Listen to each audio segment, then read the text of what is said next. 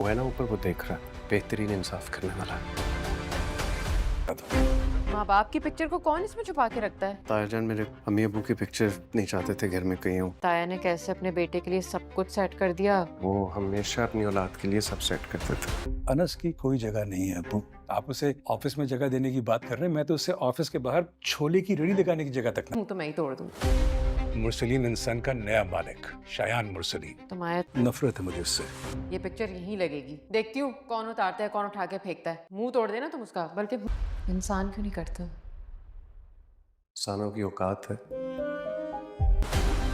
इनको अल्लाह मियाँ से डर नहीं लगता? इनको रात को नींद आ इंसाफ, इंतकाम और सच्चाई की ये जंग अब पहले से कहीं ज्यादा खतरनाक होने जा रही है।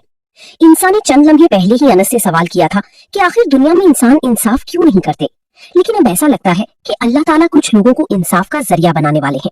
बहुत जल्द इंसान को मालूम होने वाला है कि उसके साथ और अनस के साथ होने वाली हर ज्यादती का हिसाब कौन लेने वाला है। इसी दौरान फहाम अचानक इंसा से राब्ता करता है और उसे ऐसा राज बताता है जिसे सुनकर इंसा हैरान रह जाती है। वो समझ नहीं पाती कि इस खबर पर खुश हूं या परेशान। आखिर फहाम के जहन में ऐसा कौन सा मंसूबा है जो मुरसलीन, शयान और शिरीन की जिंदगियों को मुकम्मल तौर पर बदल देगा?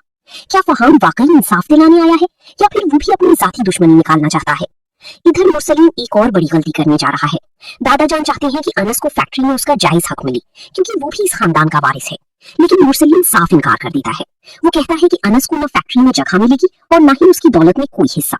उसके नजदीक सब कुछ सिर्फ। दादा जान ये सब सुनकर खामोश तो रहते हैं, मगर वो जानते हैं कि जुल्म हमेशा कायम नहीं रहता।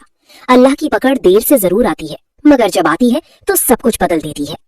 दूसरी तरफ अनस और इंसा अपनी नई जिंदगी की शुरुआत कर रहे हैं।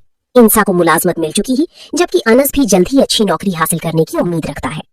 अनस अपने वालिदैन की कुछ यादगारें इंसा को दिखाता है, जिनमें उसकी वालिदा की शाल, बालियां और एक पुरानी तस्वीर शामिल होती है।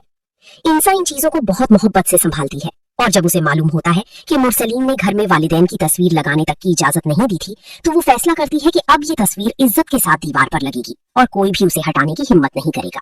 अनस इंसा की ये बात सुनकर जज्बाती हो जाता है। इसी दौरान मुरसलीन अपनी बीवी शाजिया से दादा जान की बात का जिक्र करता है। शाजिया उसे मशवरा देती है कि कहीं दादा जान बाद में फैक्ट्री भी अनस के नाम न कर दें, इसलिए बेहतर यही है कि फौरन सारी जायदाद और फैक्ट्री शयान के नाम मुंतकिल कर दी जाए। मुरसलीन बगैर सोचे समझे यही करता है। वो न सिर्फ फैक्ट्री शयान के हवाले कर देता है, बल्कि उसे एक नई लग्जरी गाड़ी भी तोहफे में देता है और ऐलान करता है कि आज से शयान ही मुरसलीन एंड सन्स का मालिक है। लेकिन मुरसलीन ये भूल जाता है कि जिस बेटे को उसने हमेशा लाड प्यार में बिगाड़ा, वो इतना बड़ा कारोबार संभालने के काबिल नहीं। बहुत जल्द शियान की गलतियां मुरसलीन की बरसों की मेहनत को तबाह कर देंगी और यही फैसला उसकी जिंदगी की सबसे बड़ी गलती साबित होगा। अनस और अंसा ये सब देखती हैं। अंसा को अफसोस होता है कि जिस हक पर अनस का इख्तियार था, वो सब छीन कर शियान को दे दिया गया। अनस फिर भी सब्र से कहता है कि अल्लाह हर चीज देख रहा है और एक दिन जरूर इंसाफ करेगा। अंसा कहती है कि क्या इंसान